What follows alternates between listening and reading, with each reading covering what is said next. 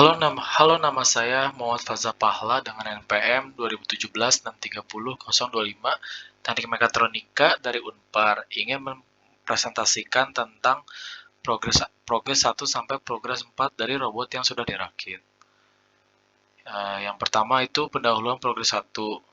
Jadi ini tuh adalah poin-poin yang akan dibahas pada progres 1. Yang pertama adalah desain robot 3D, komponen yang dibutuhkan untuk robot, desain 3D mesh. Berikut merupakan isi dari progres 1. Yang pertama itu desain robot 3D. Dimensi robot ini memiliki ukuran yaitu untuk panjang 150 mili, untuk lebar 150 mili, dan untuk tinggi 125 mili. Dan bahan robotnya itu menggunakan hardcover buku akuntansi. Tujuannya adalah untuk meminimalisasi biaya pengeluaran dari uang. Terus tujuannya dibuat 2 lantai itu sebelumnya yaitu agar tidak memenuhi space pada robot yang akan dibuat. Seperti dilihat kan ini banyak komponen yang terpasang pada robot, makanya saya bikinnya tuh 2 lantai supaya nggak penuh misalnya di lantai 1 aja. Nah, ini adalah isi dari lantai 1. Yang pertama adalah soket baterai 1,5 kali 4 volt. Jadi ini tuh 6 volt paralel. Terus ini adalah motor driver L298N. Dan untuk bagian bawahnya tuh ada motor DC gearbox plus roda 2 buah dan universal ballcaster sebanyak 2 buah. Nah, untuk menyambungkan chassis lantai 1 dan chassis lantai 2 digunakan spacer berukuran 40 mili atau 4 cm. Dan ini merupakan komponen yang terdapat pada chassis lantai 2. Yang pertama yaitu mini breadboard 170 pin, baterai 9 volt dengan soketnya, dan 3 buah sensor ultrasonik serta 1 buah Arduino Uno. Nah, ini tuh akan terjadi penggantian komponen pada lantai 1 pada baterai. Saya untuk sekarang masih memakai baterai yang 1,5 dikali 4 volt. Nah, ini sudah dijelaskan sebelumnya, namun akan ada terjadi penggantian. Nah, ini berikutnya saya akan menjelaskan tentang mesh. Jadi mesh yang saya buat awalnya didesain dengan dimensi untuk ini tuh persegi dengan dimensinya 1268 mm dikali 1268 mm untuk sisi-sisinya, dan untuk tinggi temboknya tuh tinggi meshnya itu berupa tembok yaitu 150 mili. Nah, untuk dindingnya tebalnya tuh 3 mili, tinggi dindingnya tuh 15 mili. Bahan dindingnya menggunakan kanopi yang ada di rumah agar meminimalisasi biaya pengeluaran uang. Dan bahan alas meshnya itu menggunakan styrofoam yang 20D yang tebalnya 2 cm. Nah, berikut merupakan progres 2, dan isi dari progres 2 itu adalah pembelian komponen dan dimananya, serta pembandingan komponen robot sebelumnya dengan komponen robot setelah membeli komponen. Berikut adalah isi dari progres 2. Nah, sebelumnya tuh saat sedang melakukan perencanaan perakitan, saya sudah memiliki beberapa komponen yang dibutuhkan. Dan ini merupakan list barang-barang apa saja yang dibeli karena tidak dimiliki di rumah. Yang pertama adalah mini breadboard yang 170 pin. Fungsinya itu untuk masang pin-pin dari breadboard ke Arduino terus ataupun ke sensor ultrasonic atau dari driver ini. Nah, ini ada driver motor L298N, terus ini motor DC plus roda untuk aktuator. Nah, ini terjadi pergantian baterai yang asalnya yang satunya tuh 1,5 dikali 4. Saya ganti jadi 9 volt dengan tujuan agar robot lebih tahan lama. Nah, terus ini mounting bracket pada sensor ultrasonik. Ini tuh fungsinya biar sensornya tuh jadi gak usah dipasang di breadboard, dan mounting ini berfungsi sebagai mempermudah saat melakukan pemasangan. Dan ini yang terakhir, universal ballcaster. saya belinya 2 buah supaya robot tetap seimbang dan saat melakukan putar balik sebanyak 180 derajat ataupun belok 90 derajat, robot tidak akan jatuh. Nah, ini komponen yang sudah dimiliki di rumah. Jadi ini saya ngambil dari rumah. Sudah ada beberapa seperti kabel jumper male female, kabel jumper male male, Arduino Uno, spacer 40 mili, spacer 15, spacer 20 mili, baut dan mur, baterai 9 volt, dan 3 buah sensor ultrasonik. Ini Arduino Uno spacer. Nah, ini spacer tuh yang buat konektor dari lantai 1 ke lantai 2. Spacer 15 ini saya gunakan sebagai, dan yang 20 mili saya sebenarnya yang lebih dipakai yang 20 mili buat di universal ballcaster-nya. Jadi tidak melebihi ukuran dari diameter roda pada robot. Nah, ini adalah pembelian komponen di tokonya dan harga-harganya. Saya membeli di 2 toko untuk awalnya. Yang pertama di CNC Store Bandung, Geraha Penyelekan Asli, Ruko A 12, Jalan Soekarno-Hatta. Ini tuh saya beli di sini karena banyak rekomendasi supaya membeli di sini dan harganya pun cukup terbilang murah dan mudah dijangkau. Dan untuk Bustan Robotic Store tuh di daerah Pasir Luyu, Tegalega, saya belinya tuh Universal Ballcaster karena di CNC Store tidak ada. Nah, ini list harganya untuk mini breadboard satunya tuh harganya 5.000. Saya beli 2, awalnya tuh buat jaga-jaga takut kurang. Dan totalnya tuh 10.000. Untuk motor driver harganya 17.000. Saya beli 1 buah saja. Terus motor DC gearbox plus roda satunya tuh 13.000, saya belinya 2. Jadi harga totalnya 26.000. Terus soket baterai 9 volt saya beli 2. Satunya tuh berarti Rp8.000.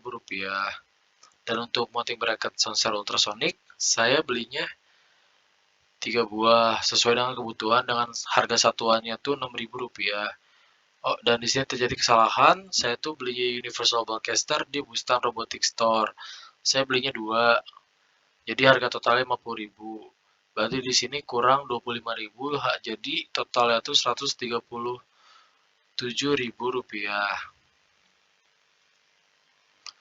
Nah, berikut saya akan menjelaskan tentang progres 3 dan apa saja yang saya lakukan. Isinya tuh yaitu perakitan robot. Yang pertama, yang kedua, kendala saat merakit robot. Ketiga tuh perencanaan untuk mesh. Nah, ini merupakan hasil robot yang dirakit. Nah, ini dipasang spacer 4 mili biar nyambungin lantai 1 dan lantai 2. Dan saya ini tahan pakai konektornya biar gak kemana-mana. Terus ini tampak lantai 1, tampak atasnya yang isinya tuh yang sudah saya ganti baterai 9 volt dengan soketnya dan motor driver L298N. Serta di sini tuh ada spacer 4 mili. 4 cm, sorry. Terus di lantai 1 tampak bawahnya sudah terpasang ini motor DC dan 2 buah Universal Ballcaster. Nah, ini untuk lantai 2-nya tuh terdapat 3 buah sensor ultrasonik, 1 buah Arduino Uno, 1 buah mini breadboard 170 pin, serta baterai 9 volt dan soketnya. Nah, ini rencana perakitan pada mesh. Untuk alasnya saya menggunakan styrofoam yang 20D yang tebalnya 2 cm. Saya tuh ini beli di Balubur Town Square. Saya belinya 4 lembar dengan ukuran panjang 100, lebar atau tinggi di sini tuh 50 cm. Nah, ini tuh prototype atau gambaran dinding mesh yang akan dibuat. Jadi ini tuh dudukannya dengan temboknya saya menggunakan kanopi. Ini belum saya coba, namun saya memikirnya seperti ini karena agar mudah dilepas dan dipasang. Ini tuh alasnya dudukannya rencananya saya ingin melakukan alasnya tuh 2 kali 2 cm untuk ke kiri dan ke kanan. Namun kalau terlalu besar akan saya 1 cm kali 1 cm. Jadi totalnya itu 2,3 cm dengan tebal ininya ya, kanopinya. Terus ini tebal dinding mesnya tuh yang sudah saya bilang sebesar 3 mili. Berikut merupakan kendala saat melakukan perakhitan robot. Nah, di lantai satu tuh, karena ini pertama kali saya ngerakit robot, jadi pas lagi masang motor DC, gearbox, dan roda di chassis bawah lantai satu, saya tuh terkadang gak simetris. Jadi rodanya tuh bengkok atau gimana. Jadi harus dipasang berkali-kali. Dan akhirnya tuh saya memakai penggaris supaya mempermudah saat melakukan pemasangan. Nah, untuk saat melakukan pembolongan motor driver L298N, saya tuh kurang presisi pada saat membolonginya, yang mengakibatkan keempat lubang dari motor driver itu tidak bisa terpasang dengan baik. Namun saya sudah memasang 2 lubang saja memakai baut dan mur. Nah, jadi untuk lantai 2 juga saya tidak mendapat kendala saat melakukan perakitan robot lantai 2. Jadi lancar-lancar aja ya.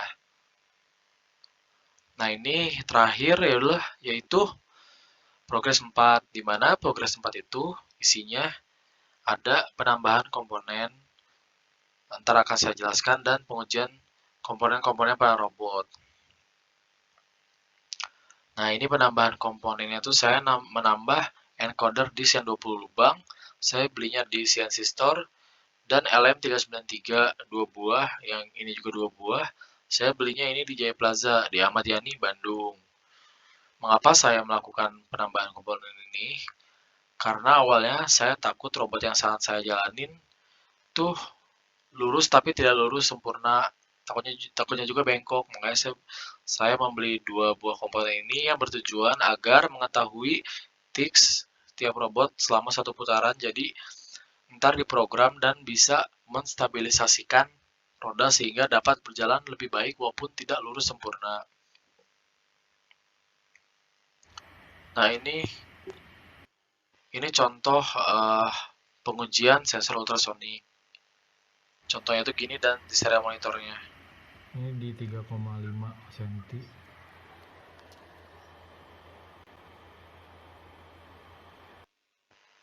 Nah, ini dilakukan contoh cara melakukan pengujian sensor ultrasonik.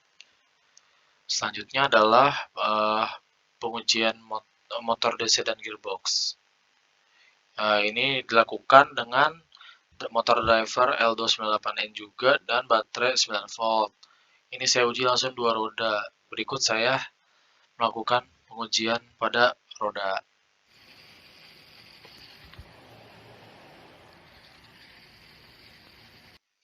Ya, alhamdulillah untuk 2 komponen sebelumnya berfungsi dengan baik. Nah, ini merupakan tabel pengujian sensor ultrasonik. Ini itu dilakukan pengujian dengan tujuan supaya mendapat error yang didapat. Nah, jika errornya itu lebih dari 5%, maka uh, tidak perlu dilakukan pengkalibrasian ulang. Nah, di sini dengan contoh saya melakukan pengukuran penggaris terhadap benda, jaraknya itu 35 mili. Namun di sensor hanya terbaca sebesar 34 mili. Nah, rumusnya tuh, error yang didapat tuh, rumusnya absolut dari pengukuran asli. Di sini kita pakai penggaris, dikurangin dengan pengukuran sensor, terus dibagi dari pengukuran asli, dikali 100% agar mendapat error yang didapat. Sebagai contoh, ini berarti 1, kan ini dikurangin 1. Mau negatif pun berarti kan tetap 1 karena di absolut. Dibagi pengukuran aslinya 35, dikali 100%, makanya angka yang didapat untuk error yaitu 2,8%. Dan untuk pengukuran sensor kiri ini ultrasonik tidak terdapat error lebih dari 5%, makanya tidak perlu dilakukan pengkalibrasian ulang. Nah, ini untuk bagian dari sensor ultrasonik yang depan. Ini juga tidak terdapat error yang melebihi 5%, makanya tidak perlu dilakukan pengkalibrasian ulang. Berikut juga untuk sensor pada bagian kanan robot. Ini tidak dapat error yang lebih dari 5%. Jadi untuk ketiga sensor tidak perlu dilakukan pengkalibrasian. Alhamdulillah. Terus ini pengujian LM393. Ini tuh tujuannya supaya kita tuh tahu tiks tiap roda pada robot. Nah, saya ini lakukan secara manual karena pada saat saya mencoba otomatis robot berjalan, namun tiks kirinya tidak terbaca. Mungkin spekulasi saya tuh salah, pas lagi masangnya tuh masang dua buah komponen yang baru itu tidak tidak benar atau tidak simetris sehingga rodanya si as dari motor DC-nya tidak bisa membaca tiks pada roda kiri. Ini saya lakukan dengan manual dengan cara memutar roda kanan dan roda kiri sebesar satu revolusi. Satu revolusi itu, jadi kan saya tuh yang saya punya encoder disk 20 lubang. Jadi saya putar dari lubang pertama, putar clockwise atau ke counter clockwise gak apa-apa. Saya putar hingga balik lagi tepat di lubang pertama dan saya mendapat kedua tiks tersebut. Yang tiks kanan tuh bernilai 264 tiks dan tiks kiri itu bernilai 287 tiks. Nah, untuk proses diferensial PWM atau untuk menstabilkan PWM, saya belum terlalu ngerti karena saya tidak mengerti programnya. Untuk kedepannya saya sedang belajar cara program untuk tiks yang kayak gitu agar robot lebih lurus karena untuk roda tuh tidak semuanya memiliki apa ya, tidak semua robot tuh bakal lurus banget karena bakal terjadi kayak error gitulah dari sananya, dari pabriknya. Jadi makanya dilakukan pengujian tiks ini dan akan dilakukan diferensial PWM dan saya belum mengerti untuk cara mencarinya. Ya mungkin sekian itu progres 1 sampai progres 4 dari Faza. Terima kasih. Mohon maaf bila ada kesalahan untuk Pak Levin dan teman-teman yang menonton ataupun orang lain yang menonton video ini. Terima kasih. Wassalamualaikum warahmatullahi wabarakatuh.